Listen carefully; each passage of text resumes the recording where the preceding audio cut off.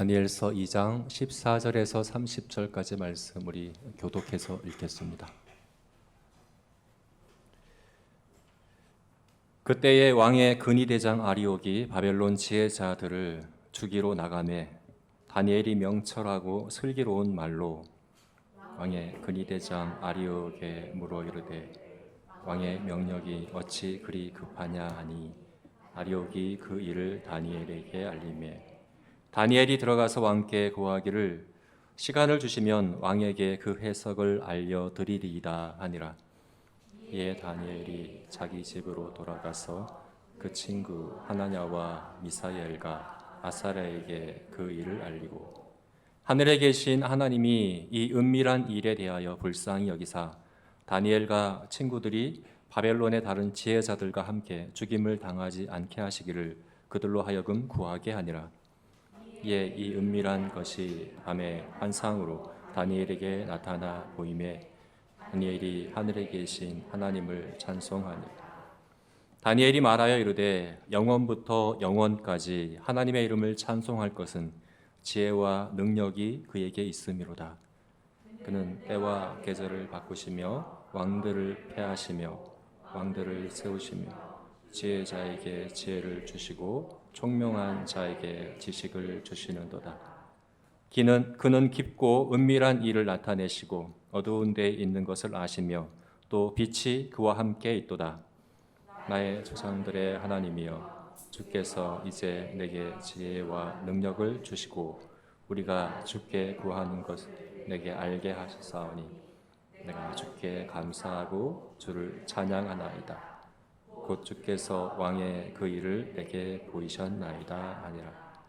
이에 다니엘은 왕이 바벨론 지혜자들을 죽이라 명령한 아리옥에게로 가서 그에게 이같이 이르되 바벨론 지혜자들을 죽이지 말고 나를 왕의 앞으로 인도하라. 그리하면 내가 그 해석을 왕께 알려드리리라 하니 이에 아리옥이 다니엘을 데리고 급히 왕 앞에 들어가서 아뢰되 내가 사로잡혀 온 유다 자손 중에서 한 사람을 찾아내었나이다. 그가 그 해석을 왕께 알려드리이다 하니라. 왕이 대답하여 벨드사살이라 이름한 다니엘에게 이르되 내가 꾼 꿈과 그 해석을 내가 능히 내게 알게 하겠느냐 하니 다니엘이 왕 앞에 대답하여 이르되 왕이 물으신 바 은밀한 것은 지혜자나 술객이나 박수나 점쟁이나 능히 양께 보일 수 없으되 오직 은밀한 것을 나타내실 이는 하늘에 계신 하나님이시라. 그가 느부갓네살 왕에게 후일에 될 일을 알게 하셨나이다. 왕의 꿈 곧 왕이 침상에서 머릿속으로 받은 환상은 이러하니이다. 왕이여 침상에서 장래일을 생각하실 때에 은밀한 것을 나타내시는 이가 장래일을 왕에게 알게 하셨사오니. 같이 읽겠습니다. 내게 이 은밀한 것을 나타내심은 내 지혜가 모든 사람보다 낫기 때문이 아니라 오직 그 해석을 왕에게 알려서 왕의 마음으로 생각하던 것을 왕에게 알려주려 하심이니이다. 아멘. 네, 우리 지난주에는 느부갓네살을 통해서 하나님 없이 사는 인생의 한계에 대해서 함께 보았습니다. 느부갓네살이 보인 두 가지 이상 행동, 번민 그리고 분노, 이것은 한 개인의 어떤 특별한 일탈 행위가 아니라 성경이 말씀하고 있는, 성경이 이야기하고자 하는 그 원인은 바로 하나님 없이 살아가는, 하나님을 부정하고 부인하고 살아가는 그 인생에 어쩔 수 없이 부딪히는 한계요 또 부작용으로 이렇게 말씀하고 있는 거죠. 아무리 천하를 손에 쥔 왕이라 하더라도 모든 것을 다 갖추었다고 하더라도 최고의 부와 최고의 권력을 갖추었다고 하더라도 하나님이 없으면 사람은 마음의 두려움과 염려와 번민을 해결할 길이 없습니다.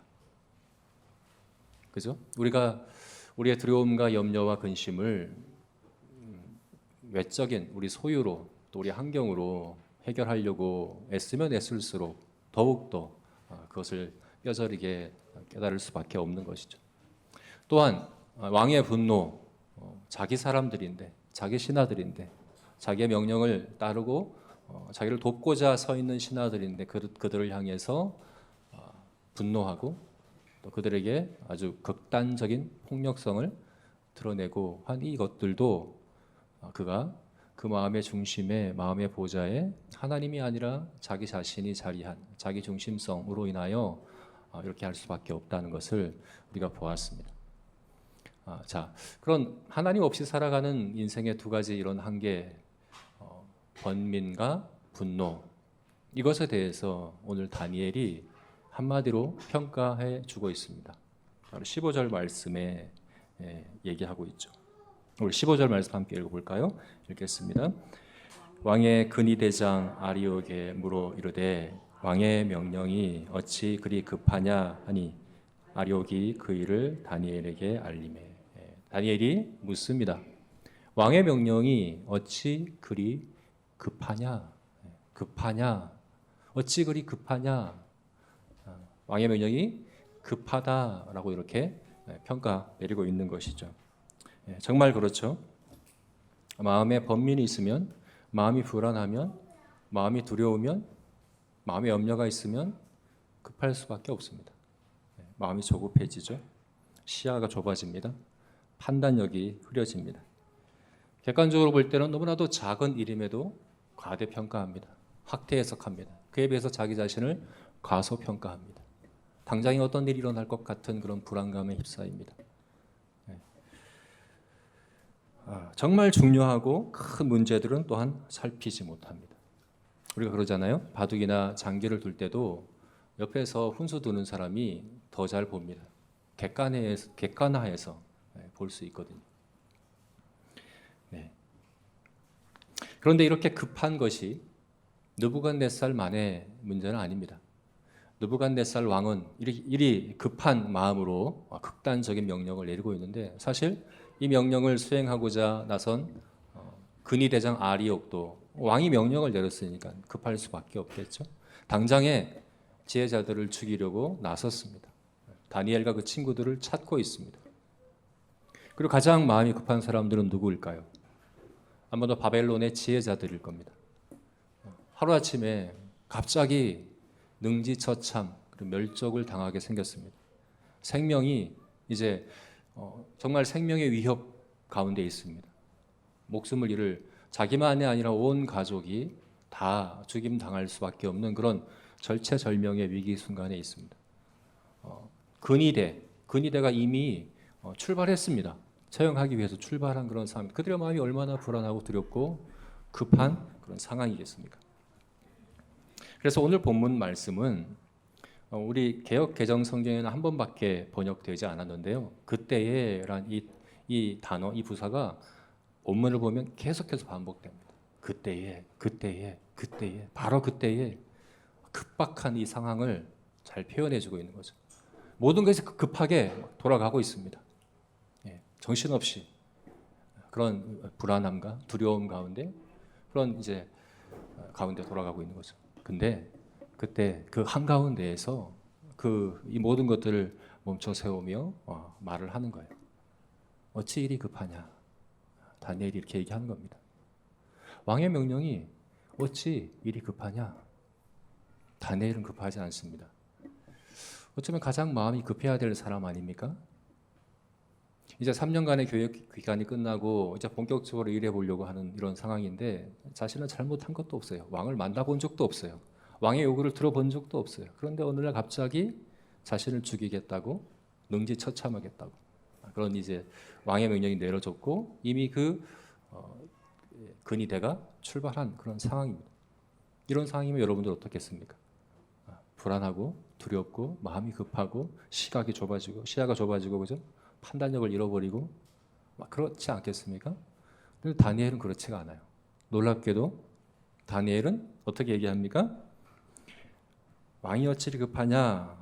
그런데 이것을 어떻게 말했다고 합니까? 14절 말씀을 보니까 다니엘이 명철하고 슬기로운 말로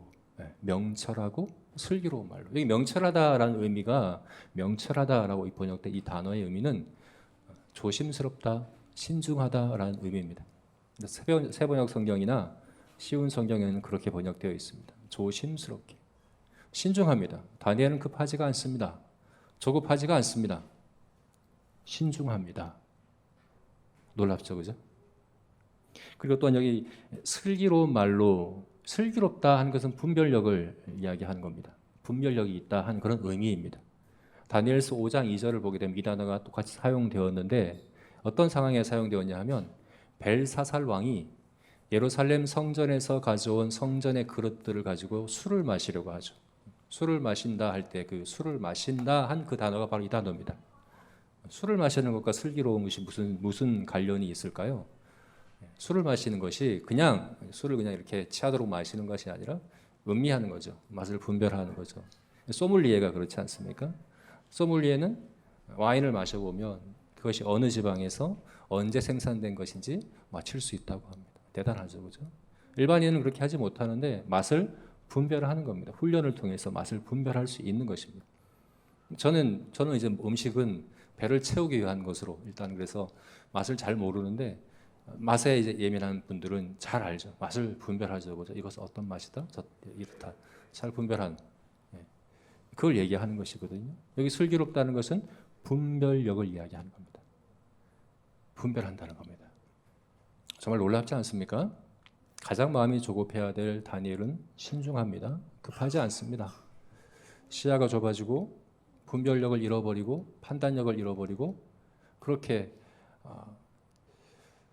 그렇잖아요. 마주한 그 문제가 얼마나 크고 얼마나 그런 이제 자신의 처지가 초라하고 답답하고 그렇게 여겨 되는데 마치 훈수 두는 사람처럼 옆에서 훈수 두는 자기 일이 아니라 객관적인 그런 상황을 바라보는 사람처럼 그렇게 바라보고 있습니다. 명철하고 슬기롭게. 왕의 명령이 어찌 그리 급하냐 이렇게 얘기하고 있는 거죠. 정말 놀랍지 않습니까? 자, 그런데 이것은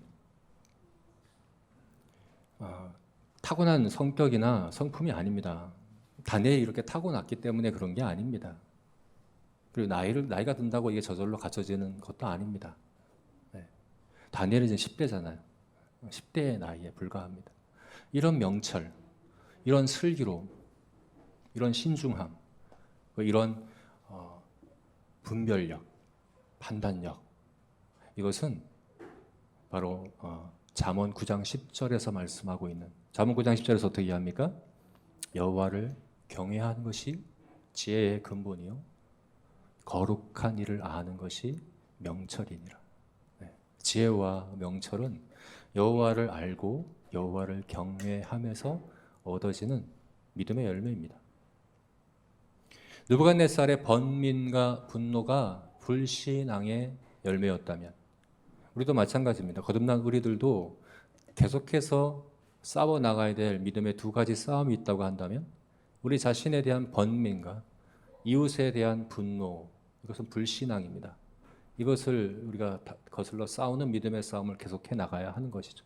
이 두 가지가 불신앙의 열매였다고 한다면 하나님을 경외하고 거룩한 이 하나님을 아는 다니엘의 믿음으로 말미암아 나타난 열매가 뭡니까? 바로 신중함과 분별력이라는 것이죠. 네. 그래서 이 다니엘의 이 분별력, 잠시 다니엘의 분별력 한번 생각해 봅시다. 다니엘은 자기 자신의 역할과 하나님의 역할을 정확하게 분별하고 있습니다. 다니엘은 기도하자고 합니다. 친구들에게 기도를 부탁합니다. 그리고 기도합니다. 하나님께 기도합니다. 이 은밀한 일에 대하여 하나님께서 알려주시기를 하나님께 간절히 기도합니다. 이것은 하나님이 하셔야 하는 일입니다. 이후에 느부갓네살 앞에 왕 앞에 가서도 그렇게 얘기합니다.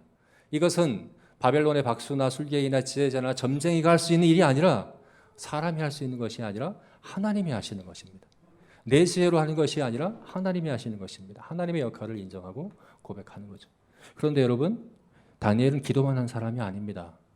하나님이 해주시기를 바라고 하나님께 구하며 이렇게 골방에서 기도만 하고 있지 않았습니다. 기도하기 전에 그 했던 일이 있습니다. 뭡니까? 아리옥을 찾아가서 만났습니다. 기도하기 전에 했던 일입니다.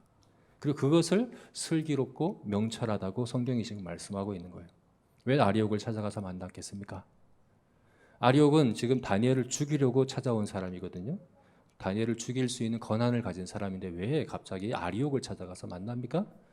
느부갓네살을 다니엘이 만나기 위해서는 아리옥을 만나야 하기 때문입니다. 느부갓네살을 함부로 만날 수 없거든요. 근위대장인 아리옥을 통해서 만나야 하기 때문에 다니엘은 문제를 회피하지 않습니다. 직면합니다. 정면으로 직면합니다. 그리고 자기가 해야 될 역할들을 분명히 알고 있습니다. 아리옥을 만나고 느부갓네살을 만나서 이야기하는 것은 하나님이 대신해 주는 것 아닙니다. 내가 해야 되는 겁니다. 그러나 내가 한다라고 생각하지도 않습니다. 느부갓네살을 만나고 나서 했던 다니엘의 행동은 뭡니까? 기도를 부탁하는 겁니다. 하나님께 우리를 긍휼히 여겨주시기를 기도하자.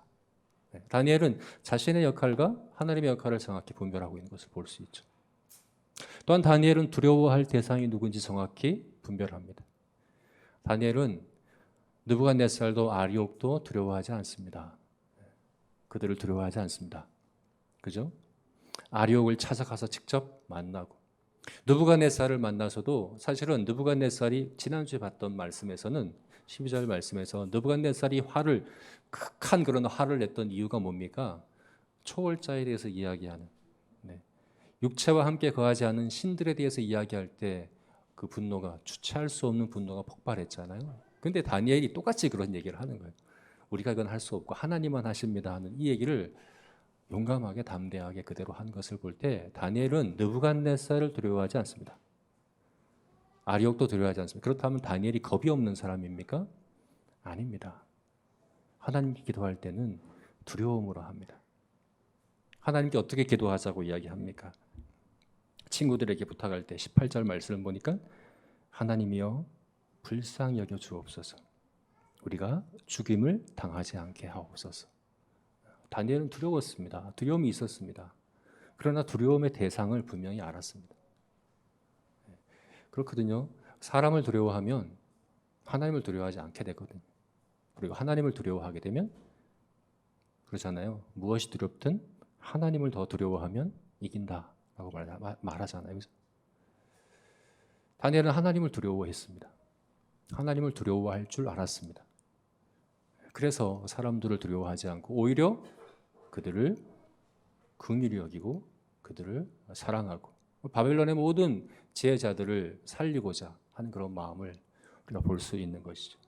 자, 이런 분별력, 이런 신중함, 이게 성도의 차별성 아니겠습니까? 그럼 다니엘도 성도라고 해서 어려움이 없었던 게 아닙니다. 바벨론의 모든 지혜자들, 믿는 자든 믿지 않는 자든 다 같이 죽을 상황에 놓였습니다. 하나님이 다니엘은 성도니까 너는 여기서 빼줄게, 예배를 해줄게 그런 게 아니죠, 그죠? 모두가 다 같은 상황을 겪습니다. 성도도 어려움을 겪습니다. 이 세상에 사는 동안에는 어쩔 수 없습니다. 지금 이 땅을 살아가는, 지금 이 땅은 썩어짐의 종로로 타는 허무함에 굴복하는 이 모든 피조물의 이 피조 세계 가운데 우리가 살아가는 동안에는 어쩔 수 없이 그런 어려움들을 당합니다. 성도라고 해서 만사형통한 것 아닙니다. 우리가 어려움을 당하잖아요.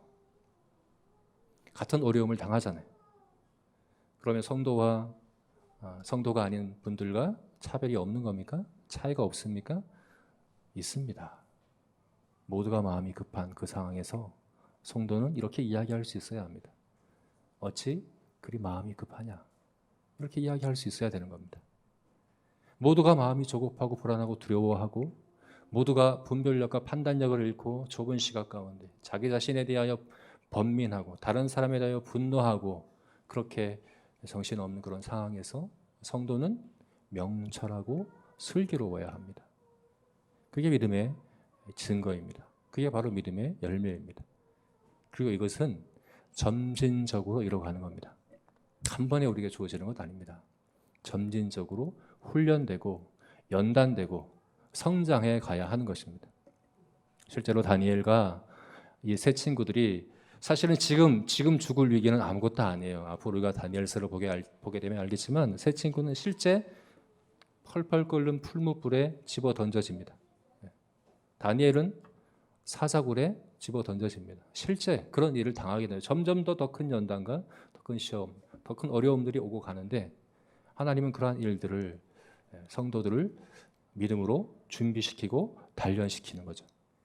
바로 슬기로움과 이 명철, 신중함과 분별력, 하나님을 경외함으로부터 오는 바로 이런 믿음의 증거, 열매들이 바로 저와 여러분에게 있어야 하는 것입니다. 그래서 오늘 우리가 그렇게 질문해 봤으면 좋겠습니다. 이걸 어떻게 우리가 훈련할까? 나는 어떻게 다니엘과 같이 명철하고 슬기롭게 이 상황들을 대처해 갈 수 있을까? 나는 어떻게 이런 신중함과 분별력을 가질 수 있을까? 우리 그렇게 생각해 봤으면 좋겠고요. 그것을 제가 세 가지로 한번 적용해 봤습니다. 먼저 우리 스스로에게 자문해 봅시다. 어찌 그리 급하냐? 우리가 스스로에게 그렇게 자주 자문해 봐야 합니다. 어찌 그리 급하냐? 앞에서 말씀드렸듯이 우리도 여전히 믿음의 싸움을 하고 있기 때문에 그렇습니다. 여러분, 번민의 원인이 뭡니까? 염려하고 두려워하는 이유가 뭡니까? 돈이 부족해서 그런 겁니까? 질병 때문에 그런 겁니까? 어떤 관계 어려움 때문에 그런 겁니까? 천하를 다 지어도 해결되지 않습니다. 이건 믿음의 문제입니다. 여러분, 왜 옆에 지체들과 가족들과 주변 분들과 관계가 어렵습니까? 다른 데다 원인을 돌리면 안 되는 거죠. 그죠? 나의 중심에 하나님을 경외하는 나의 보좌에 하나님이 주인으로, 하나님이 왕으로 자리하고 계신가 점검해 봐야 하는 겁니다. 자문해 봐야 합니다. 어찌 그리 급한가? 나는 혹시 성도의 믿음의 증거인 이런 신중함과 분별력, 명철함과 슬기로움을 잃어버리고 있는 것은 아닌가? 내가 이 믿음의 싸움에서 제대로 싸우고 있지 못한 것은 아닌가? 돌아봐야 합니다. 자주 질문해 봐야 합니다. 수도 없이 질문해 봐야 합니다. 어찌 그리 급하냐? 네가 지금 믿음으로 서 있느냐? 네가 정말 하나님을 경외함으로 거룩한 일을 아는 지식으로 지금 행하고 있는가? 그걸 점검해 본 저와 여러분이 되었으면 좋겠습니다. 두 번째는 기도와 찬양을 생활화하자 하는 겁니다.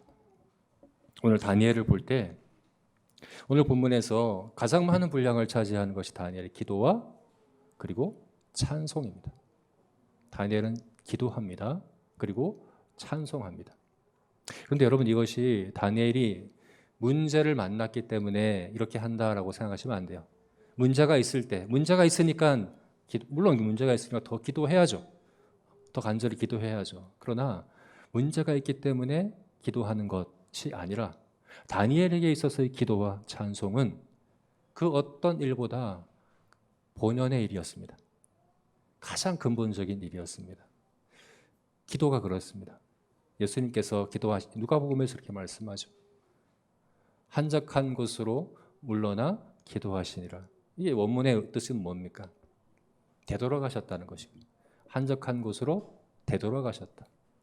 다시 말해서 예수님께 있어서 출발지, 시작점, 본연의 일은 기도입니다. 기도는 다른 일을 위해서 있는 게 아닙니다. 그래서 우리가 기도할 때 우리 뭘 위해서 기도할까? 기도 제목을 나누고 무엇을 위해 기도합시다. 물론 맞습니다. 기도 제목을 나누고 기도 제목 가지고 기도해야 하는데 사실은 기도는 무슨 일을 위해 있는 일이 아닙니다. 기도 자체가 본연의 일이어야 합니다. 기도 자체가 목적이어야 합니다. 우리가 앞으로 보시겠지만 다니엘서 6장을 보면 다니엘은 하루에 3번 하나님께 기도하는 이 일을 목숨 걸고 했습니다. 그죠? 하나님께 나아가서 하나님께 기도하고 하나님을 찬송하고, 이거는 다니엘의 몸에 배어있는, 생활화되어 있는 일입니다. 하나님께서 계시를 알려주시자, 느부갓네살의 꿈에 대해서 알려주시자 다니엘이 당장에 했던 일은 뭡니까? 찬송입니다. 그래서 오늘 본문에 보면 다니엘의 찬송이 길게 나와 있는데 이 찬송을 성경학자들이 평가하기를 시편의 그 어떤 시들보다 가장 체계적이고 가장 완전한 하나님께 대한 감사 노래라고 평가를 합니다. 하나님께 정확하게 진실하게 감사할 것들을 하나님의 크심을 고백하며 찬송하고 있는, 이것은 그냥 되는 게 아닙니다. 갑자기 되는 것도 아닙니다. 평소에 생활화되어 있었던 다니엘의 모습이었다라고 볼 수 있는 것이죠. 여러분, 명철과 슬기로움은 하나님을 경외함과 거룩한 일을 아는 지식은 갑자기 생겨지는 것이 아닙니다. 계속해서 우리 삶 가운데 훈련되어져야 하는 것입니다. 골방에 가서 하나님을 만나고 하나님께 우리의 마음을 쏟아 부으며 하나님의 어떠하심을 알고 하나님께 고백드리고 하나님과 만나는 그 사람에게는 기도의 자리에 나와서 모든 만나는 일들이 급한 것이 아니라 급하게, 그죠? 번민과 분노로가 아니라 슬기로움과 명철로 대할 수 있는 그런 사람이 될 수 있는 것입니다. 그래서 우리가 이 시간에 그렇게 좀 다짐했으면 좋겠습니다.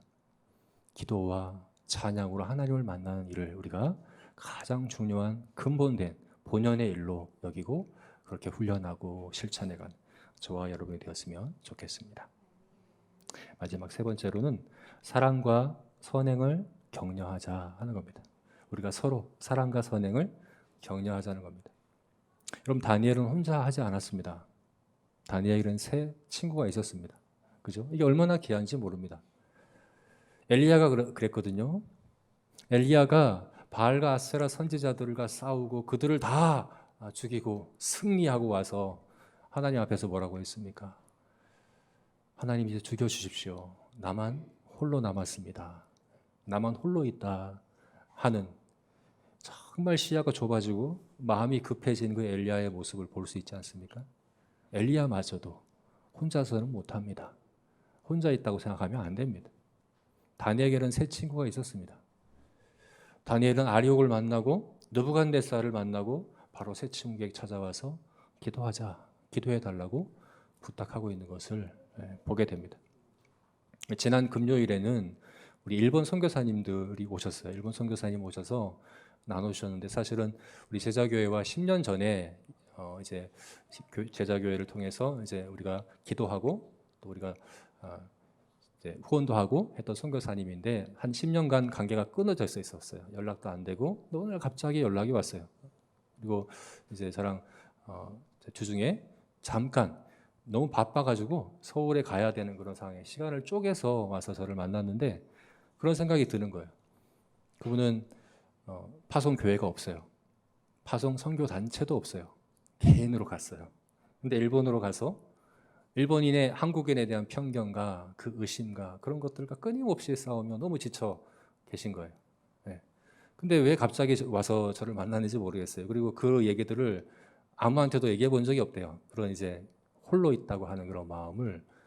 근데 저한테 갑자기 그런 말씀하셔서 제가 금요일에 여기 우리 기도회에 초청해서 같이 기도했습니다. 다른 의미는 없었습니다. 홀로 있지 않다는 것을 좀 하나님께서 말씀해 주시기를 하는 그런 기대함이었습니다. 여러분, 우리는 홀로 못합니다. 홀로 있지 않습니다. 그래서 그날이 가까울수록 모임을 피하지 말고, 모임을 피하는 그 습관, 우리 습관이 그렇거든요. 모임을 피하고 홀로 있고자 하는 그런 습관들이 우리에게 있거든요. 그날이 가까울수록 더욱더 그러하거든요. 그럴수록 우리가 더욱 사랑과 선행을 격려하는 이런 모임들을 기이 여기고 또 이 모임과 이 관계를 우리가 세워나가야 하는 것입니다. 모두가 급한 상황에서, 모두가 마음이 급하고 시야가 좁아지고 모두가 그런 이제 번민과 분노로 정신없는 그런 상황에서 바로 옆에 지체가 어찌 그리 급하냐라고 얘기하며 하나님을 바라보고 있다고 한다면 우리가 얼마나 큰 힘이 되겠습니까? 저와 여러분이 서로에게 그와 같은 믿음의 동료, 믿음의 동지, 함께 군사된 자로 서가고 또 그런 관계를 우리가 든든히 세워가는 우리 제자가 교회가 되기를 주님의 이름으로 축원합니다. 함께 기도하시겠습니다.